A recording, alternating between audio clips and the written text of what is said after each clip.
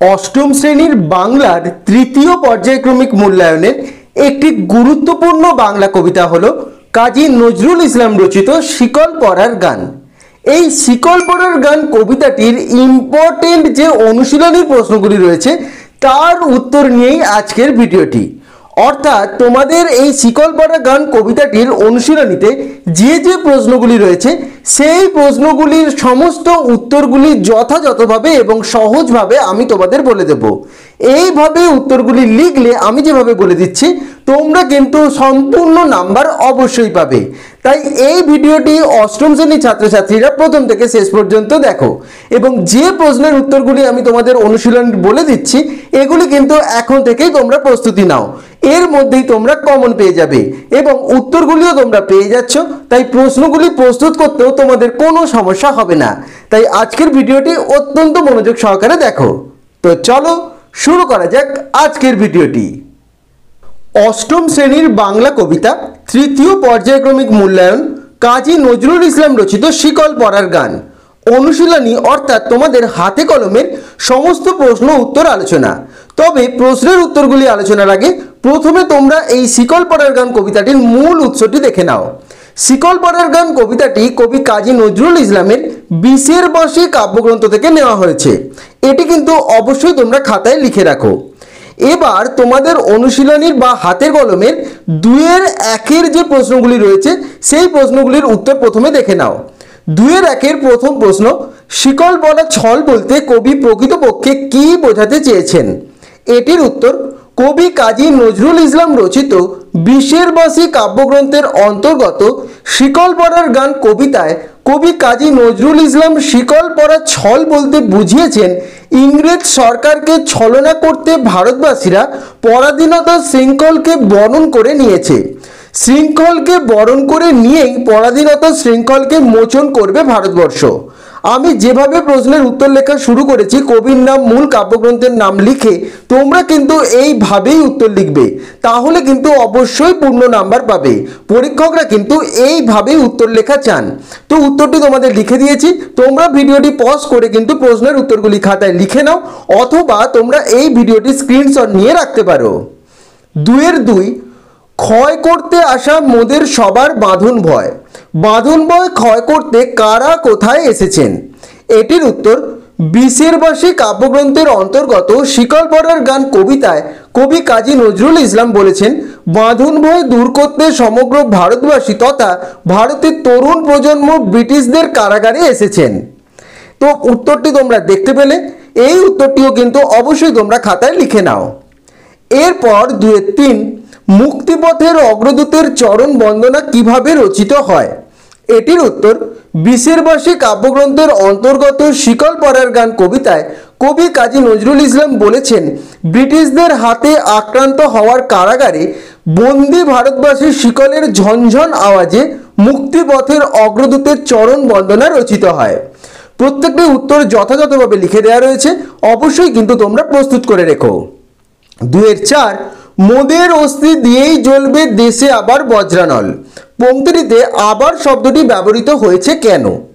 এটির উত্তর, কবি কাজী নজরুল ইসলাম রচিত বিষের বাঁশি কাব্যগ্রন্থের অন্তর্গত শিকল পরার গান কবিতায় ব্রিটিশ সরকারের অত্যাচারের প্রতি প্রতিবাদ ধ্বনিত হয়েছে উপরিক্ত পংক্তিটিতে।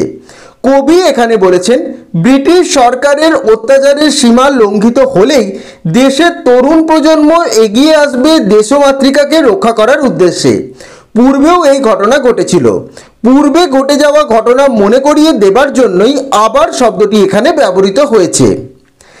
এরপর 3-1 প্রশ্নগুলি তোমরা দেখে নাও। 2 প্রশ্নগুলি আমি দেখিয়ে দিলাম, তো তোমরা দরকার পড়লে ভিডিওর 2 প্রশ্নগুলি আরেকবার দেখে নিতে পারো।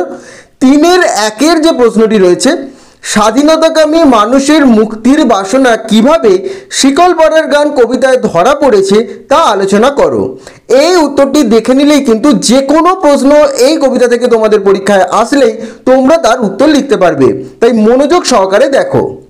বিষের বাঁশি কাব্যগ্রন্থের অন্তর্গত শিকল পরার গান কবিতায় আমরা দেখতে পাই ইংরেজ সরকারের অত্যাচারের বিরুদ্ধে কবি কাজী নজরুল ইসলাম সরব হয়েছেন। পরাধীনতার শৃঙ্খলে আবদ্ধ ভারতবাসীর মধ্যে স্বাধীন হওয়ার বাসনা ফুটে উঠেছে এই কবিতায়।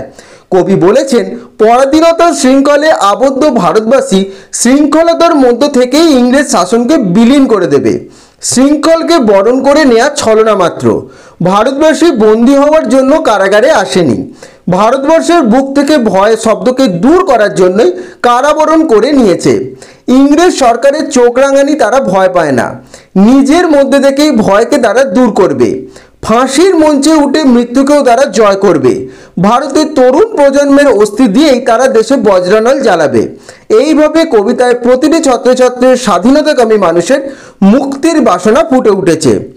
তো এই উত্তরটি তোমরা দেখতে পেলে অত্যন্ত সহজভাবেই লেখা রয়েছে। তোমরা কিন্তু সমগ্র উত্তরটি পড়ে নিয়ে নিজের মতো করেও লিখতে পারো। নিজের মতো করে লিখলে সব থেকে ভালো হবে, কারণ এতে তোমরা ভালো নাম্বার পাবে। তো এই উত্তরটিও তোমরা প্রস্তুত করে নিও। এটি কিন্তু ভীষণ গুরুত্বপূর্ণ প্রশ্ন। এই প্রশ্নটি কিন্তু পরীক্ষায় তোমাদের আসতেই পারে। এরপরে 3-2 প্রশ্নটি দেখে নাও। বাঁধন ভয়কে করব মোরা জয়, কেন এই বাঁধন? কারা কিভাবে এই বাঁধন ভয়কে জয় করবে? প্রথম পাঠের প্রশ্নটি কেন এই বাঁধন, তার উত্তরটি দেখো।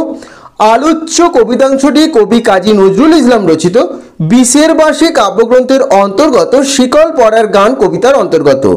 এবার কারা কিভাবে এই বাঁধন ভয়কে জয় করবে সেটি পরের প্যারায় রয়েছে। এইভাবে প্রশ্নের যতগুলি পার্ট থাকবে তোমরা কিন্তু প্যারা করে করে অবশ্যই লিখবে, একটা প্যারার মধ্যে সম্পূর্ণটা লিখবে না।